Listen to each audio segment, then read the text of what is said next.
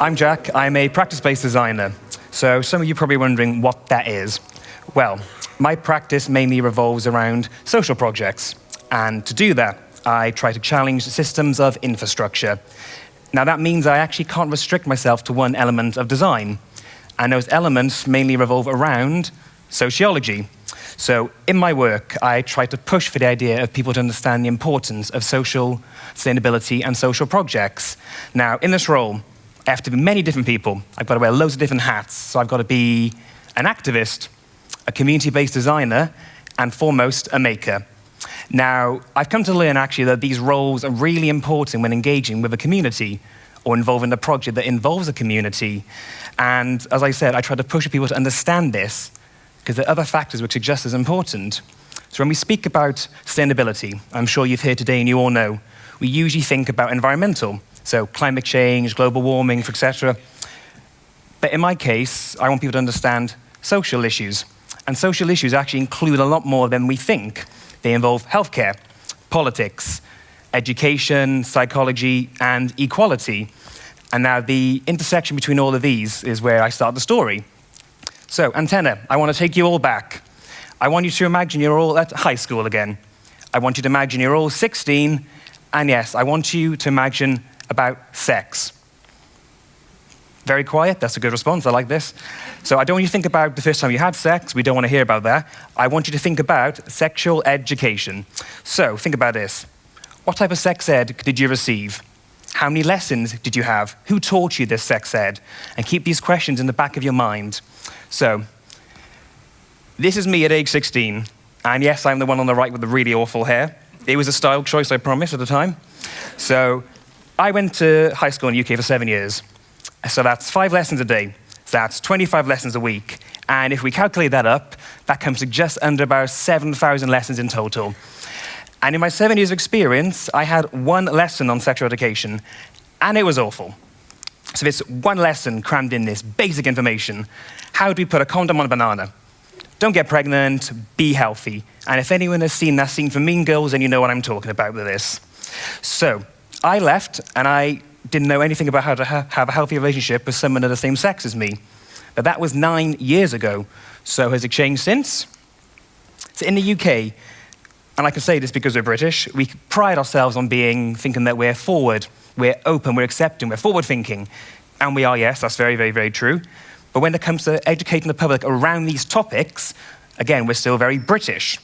So the problem with that, in the background of this, in the last 2 years, there's been this huge media storm of people in the public eye calling for the curriculum in England to be updated. So the UK government set out a consultation last year. So the Department for Education is the one who deals with this. And it called for parents, for teachers, for students, and I myself to give their feedback on what they think should be updated in the new curriculum. And they listened, and for the first time in history, they made sex ed compulsory in England, which is great, right? Yeah? Yeah? No.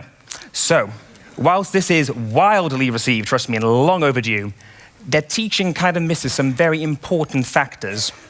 So, it completely omits the LGBTQI+ community, all types of sexual practices, their viewpoint on a family dynamic has this hierarchical status, what sex is not, and excludes any teaching of non-monogamous relationships. So the problem with this is actually if we're not being inclusive, we're actually denying those students who are already underrepresented. And unfortunately, the LGBTQI+ community are at the forefront of this. So when all this came out, it was a lot of information, it's a big time in the UK. Tried to read it all, got really overwhelmed by it, so I thought, right, get out of my head. So I started speaking to family, to friends, to my colleagues, and I asked them what they actually knew about sex ed. And so I asked them about sex, gender, sexuality, contraceptives, and it turned out they actually knew a lot about the basics, which was good. But for example, couldn't tell me the difference between pansexual and transgender. And that kind of frustrated me personally. So I started looking at the previous kits on the market. And if I'm preaching to the choir here, I think they're quite outdated, quite uninviting, and weirdly male-orientated, bit heteronormative, I think. So I thought about the ethos of this. What am I interested in as a designer? How can I engage people? How can I have an impact? How can I remove the heteronormativity from sex ed? Otherwise, students are going elsewhere for information, whether that's online, to YouTubers, or playground culture, and potentially accessing damaging information, which is unreliable. So how did I respond to this? Well, so my MA project at Material Futures at St Martin's looked at developing and prototyping the UK's first inclusive sexual education kit, which is inclusive of all communities.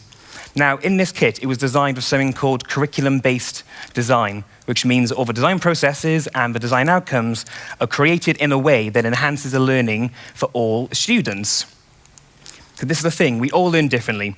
Every school will teach differently. Every student will learn differently. Some of us prefer written instructions. Some of us prefer listening. Some of us prefer by doing and kinesthetics. So the problem is it needs to be accessible to everybody. It needs to be holistic. And ultimately, it comes down to some sort of interaction or activity that is accessible. And how do we do that? Well, in school, it's suggested that students at their time, while they're learning about these topics, their learning should be consolidated. So as part of the kit, I proposed and wrote a curriculum that links my topics to other subjects in high school, such as health and biology, relationships in drama, contraceptives, and religious education, for example. So that means that it needs to be holistic. And how do we do that? Well, the kit provides a number of resources, as you can see, and this is just a few of them. So we've got literature handouts, podcasts, videos, period products, contraceptives, and my most important one is the silicone genital models. So to create these, I had some very interesting experiences. I had some very lovely volunteers come to my studio, and Lifecasting, let's just say, is one of the most intimate things you will ever do as a designer. It's very good, but they were very nice, very, very supportive. So I used Lifecasting techniques and traditional molding techniques. And as I was developing these models through many iterations, kind of stopped and realized, how do we represent a genital? So how do we represent a biological penis or vulva?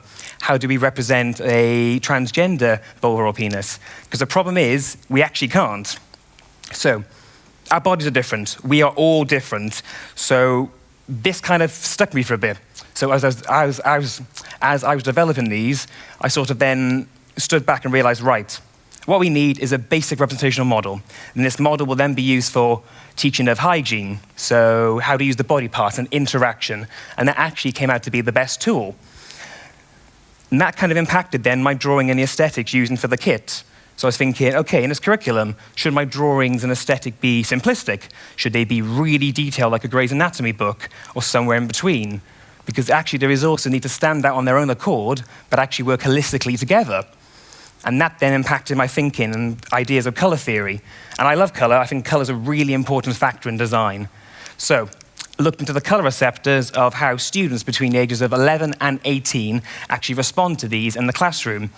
And it was quite interesting to find out, going through tests of various different colors with people and model and iterations, that actually the best colors came out were green and blue. Now, green is associated with growth and with health, and blue is associated with trustworthiness and security. So actually, these colors combined, will work for a gender-neutral approach. So I'm very against the idea of blue for boys and pink for girls. I think that's an outdated concept right now. And by doing this, it actually enhances the learning experience and the receptors for the students who are being taught through this. So what is the main reason for all these resources I'm talking about? Well, this is based on a teaching methodology we call object-based learning.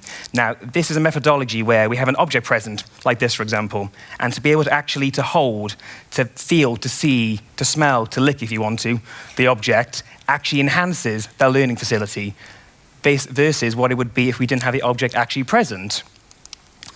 So, what I'm really trying to sum up here for you guys is, I want to break all the taboos around sex ed. I think this is something that's some really important factors in our lives which we're not speaking about, and especially in the UK, for example.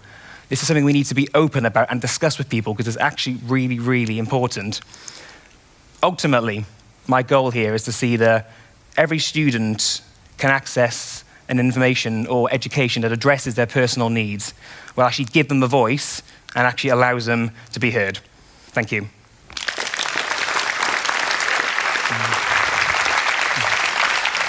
Thanks, Jack, very much for your presentation.